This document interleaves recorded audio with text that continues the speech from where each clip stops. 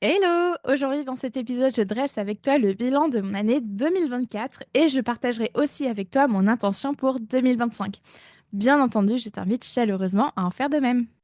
Bienvenue dans Ce que je retiens. Si toi aussi tu en as marre des il faut et des je dois, si tu en as marre d'avoir peur d'être jugé et critiqué pour tes choix de vie et que tu souhaiterais être plus sereine au quotidien, tu es au bon endroit. Je m'appelle Camille Lebeau, je suis coach de vie certifiée et je m'appuie sur les neurosciences, l'autocompassion et la communication non violente.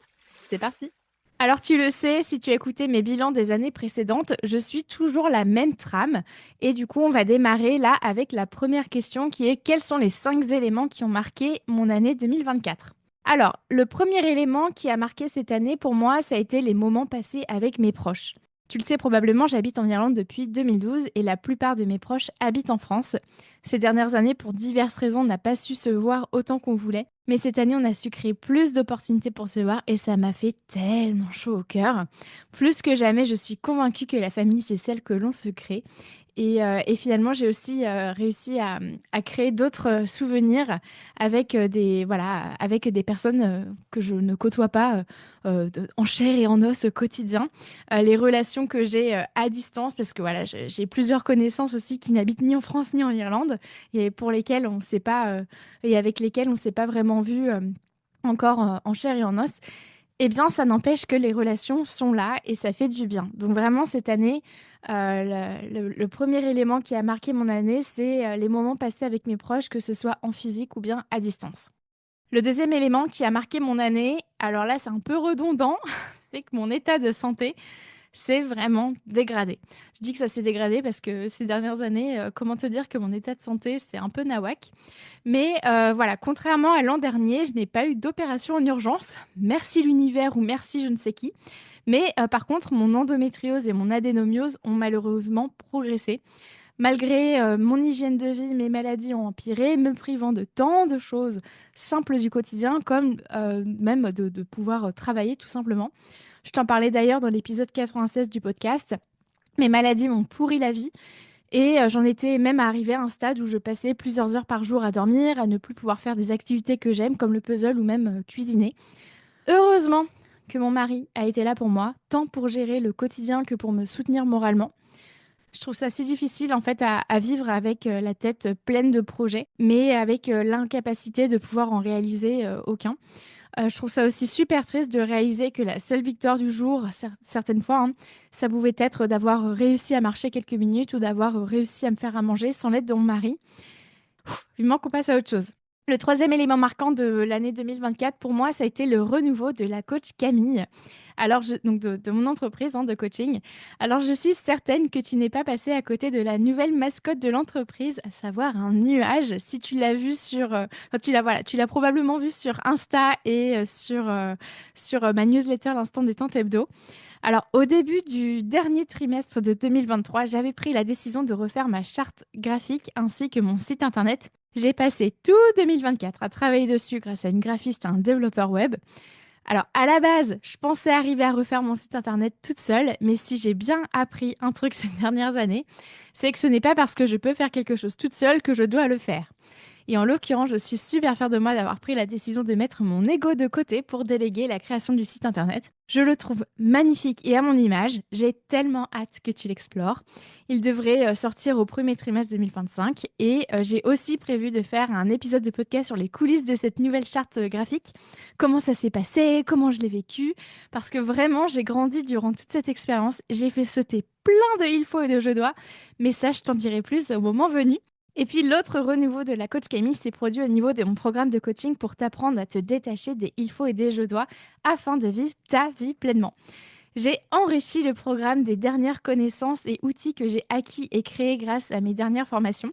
Du coup, je l'ai renommé, c'est-à-dire qu'avant il s'appelait Spotlight en référence au biais cognitif qui s'appelle l'effet de projecteur ou bien le Spotlight Effect en anglais.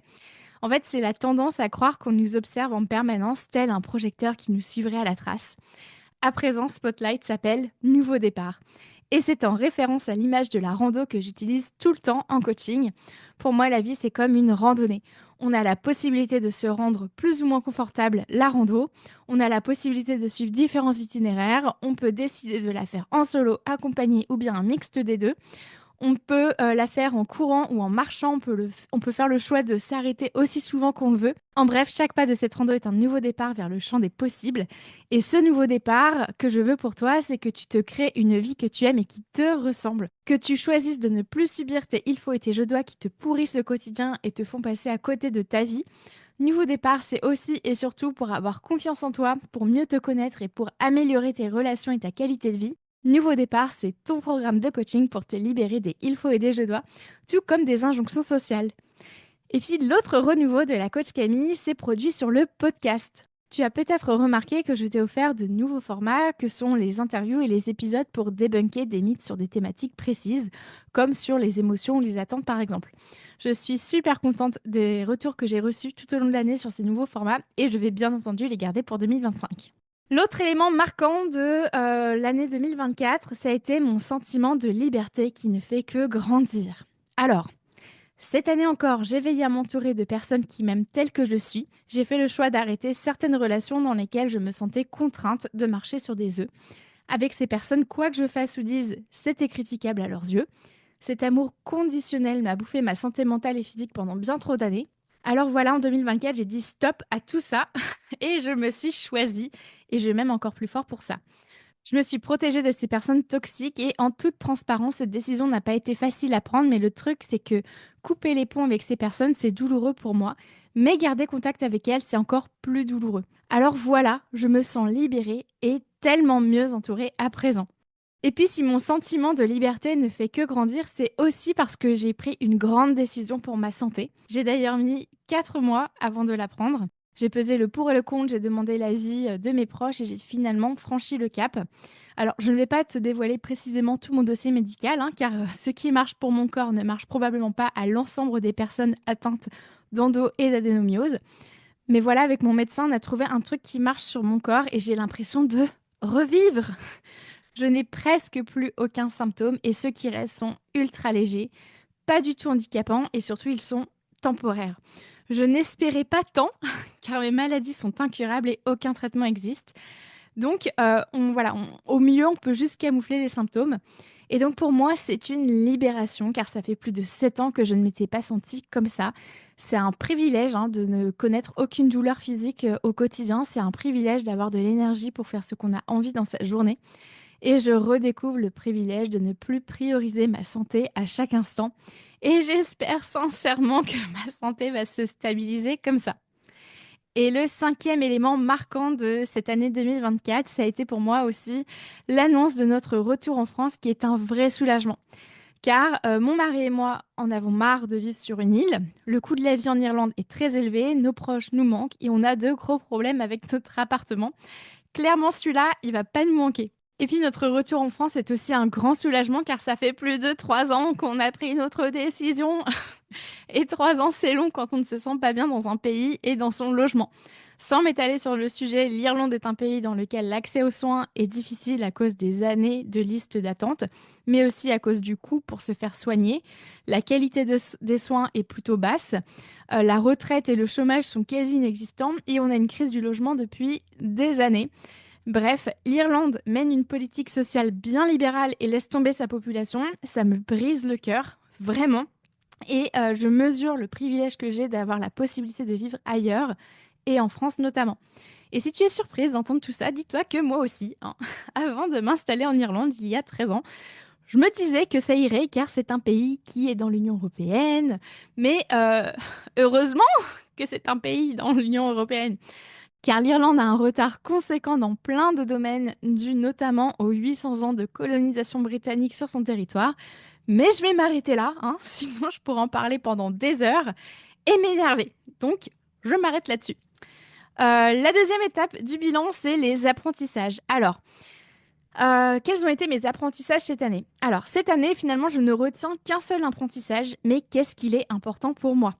Je l'ai compris après des litres de larmes qui ont coulé sur mes joues et plusieurs fois des envies d'hurler de colère. Et donc, le principal apprentissage que je retiens de 2024, c'est que je n'ai plus d'énergie et de temps à consacrer à des personnes qui ne me respectent pas, qui manquent de transparence avec moi et qui se déresponsabilisent de leurs actions tout en omettant les faits. Aujourd'hui, je m'aime suffisamment pour choisir mon équilibre de vie et pour prendre des décisions pour contribuer à mon mieux-être. Comme par exemple le fait de ne plus m'investir dans des relations pro comme perso qui sont à sens unique ou bien conditionnel. Tu sais, je te parle de ces personnes qui te répondent, enfin voilà, qui répondent à tes messages que quand elles ont besoin de toi, ou bien de ces personnes qui ne reconnaissent pas qu'elles ont fait une boulette et qui te reprochent leur incompétence. Vraiment, j'ai autre chose à foutre dans ma vie que de gaspiller mon temps et mon énergie et ma santé mentale avec ce genre de personnes, hein. Comme je le dis très souvent, la vie peut s'arrêter d'un jour à l'autre, d'une seconde à l'autre. Donc voilà, autant garder mon énergie pour des choses qui me font pas de mal. Voilà. Ensuite, qu'est-ce que je ferais à l'identique et pourquoi? Alors là, il y a 4 choses qui me viennent en tête. La première, c'est de me laisser le temps de vivre les différents deuils que j'ai traversés et les vivre de manière, de la manière qui me semblait être juste pour moi et à l'instant T. La deuxième chose, c'est de continuer de mettre mon ego de côté pour demander de l'aide à certains proches. La troisième chose, c'est d'être honnête envers l'autre, même quand la décision est délicate. Pour moi, c'est une question d'éthique et de respect tant envers l'autre qu'envers moi-même. Et puis la quatrième chose que je ferai à l'identique, c'est de me soutenir durant les expériences que je trouvais difficiles. Je suis la meilleure personne pour savoir comment me soutenir et j'ai trouvé ces expériences beaucoup moins pénibles, sachant que j'étais là pour moi, pour me soutenir et me donner la force d'agir. Ensuite, qu'est-ce que je ferais différemment et pourquoi? Eh bien, finalement, ce serait d'entamer des démarches juridiques à l'encontre de la personne propriétaire de notre appartement. Notre appart est vétuste et ça fait 2 ans qu'on communique là-dessus à cette personne, mais qu'elle n'agit pas, voire même qu'elle nous ignore durant plusieurs mois d'affilée. Notre appartement, il nous coûte notre santé physique. On a des problèmes respiratoires à cause de ça. Voilà. Mais je sais aussi pourquoi est-ce que mon mari et moi, on n'a pas entamé ces démarches juridiques. On était à bout physiquement et émotionnellement, que ce soit à cause de du boulot de mon mari, à cause des merdes personnelles et à cause de ma santé. Donc voilà, j'aurais aimé qu'on puisse voilà, entamer des démarches juridiques, mais ça ne s'est pas fait. Voilà pour ça. Les 3 mots qui résument mon année, ben, il y a fierté, renouveau et deuil. Alors, merci la vie, hein, 2 années qu'il y a le deuil encore, des deuils d'ailleurs. Donc voilà, bah, comme l'an dernier, je suis prête à dire bye bye à 2024, hein. Bon, si je suis totalement honnête, je suis prête à dire bye bye à l'année 2024 depuis le 17 janvier 2024. Donc ouais, l'année a vraiment été longue. C'est une année que j'évalue encore une fois à 3 sur 10. Voilà, ça fait 2 ans de suite que je me tape des années à 3 sur 10. Donc ce que je choisis de retenir, c'est que malgré les différents deuils, qui n'en restent pas moins douloureux, hein, je suis fière d'avoir été là pour moi, d'avoir pris des décisions difficiles et courageuses. Je suis fière de la personne que je deviens et de la manière dont je communique de plus en plus de manière non violente. Voilà, vraiment cette année, encore plus que les années précédentes, j'ai utilisé pardon, les outils de communication non violente et ça me permet de dire les choses clairement, tout en gardant la connexion avec l'autre.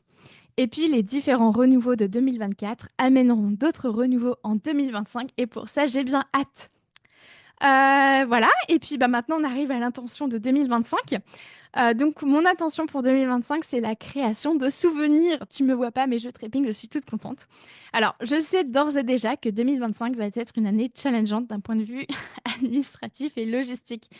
En quittant notre vie en Irlande, je te rappelle 13 ans qu'on vit en Irlande, et en la redémarrant en France, crois-moi sur parole que c'est un enfer de paperasse et de nœuds au cerveau.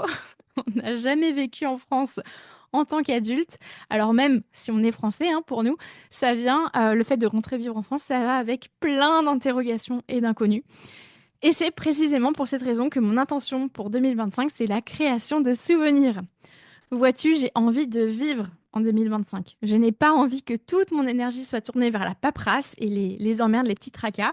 Je veux que cette année soit remplie d'amour, de rire, de photos, de découvertes, de couchers de soleil, de câlins, de jeux de société où je gagne bien entendu, hein.